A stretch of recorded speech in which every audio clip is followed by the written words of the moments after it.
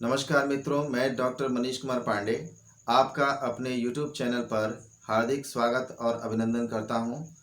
मित्रों, आज हम लोग अध्ययन करने वाले हैं विकास को प्रभावित करने वाले कारक।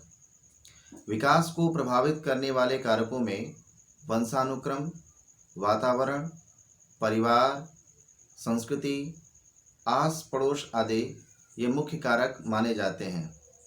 आइए समझते हैं वंशानुक्रम विकास को किस रूप में प्रभावित करता है।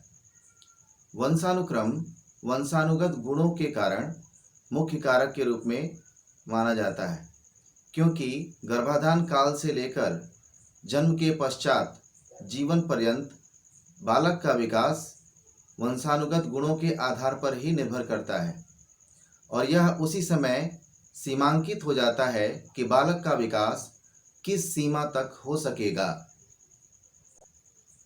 आइए अब समझते हैं विकास को प्रभावित करने वाले कारकों में दूसरा महत्वपूर्ण कारक वातावरण।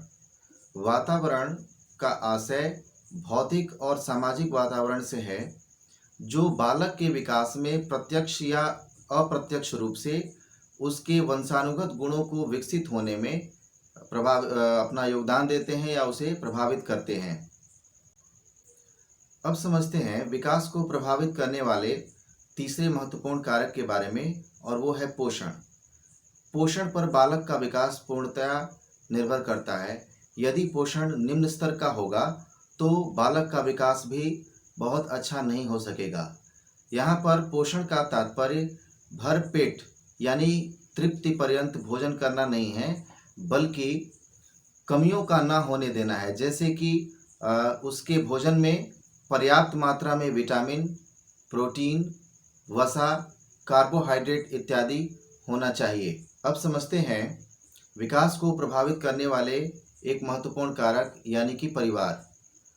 परिवार की पृष्ठभूमि भी बालक के विकास को प्रभावित करती है।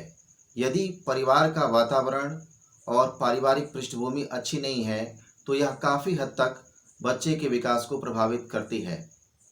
इसलिए विशेष रूप से अभिभावकों को पारिवारिक पृष्ठभूमि पर भी या शिक्षकों को ध्यान देना चाहिए, क्योंकि यह विकास को प्रभावित करने वाले कारकों में यह एक महत्वपूर्ण कारक माना जाता है।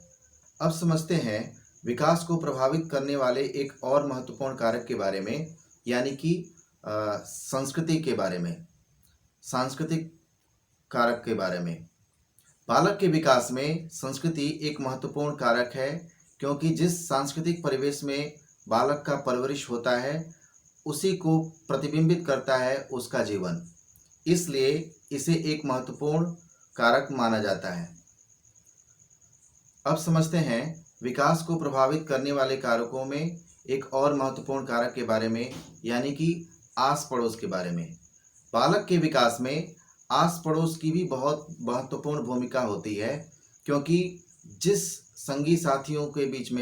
जिन साथियों के बीच में बालक रहता है, खेलता है या उसका पालन पोषण होता है, उस आस पड़ोस के परवरिश का, माहौल का बच्चे पर सीधा सीधा प्रभाव पड़ता है। इसलिए हम इसको मानते हैं कि बच्चे के विकास पर आस पड़ोस का अत्यधिक प्रभाव होता है, इसलिए इसको हम महत्वपूर्ण कारकों में गिनते हैं। इस प्रकार हम देखते हैं कि बालक के विकास को प्रभावित करने वाले कारकों में वंशानुक्रम, वातावरण, परिवार, पोषण, आस पड़ोस या संस्कृति इत्यादि की बहुत ही महत्वपूर्ण भूमिका होती है।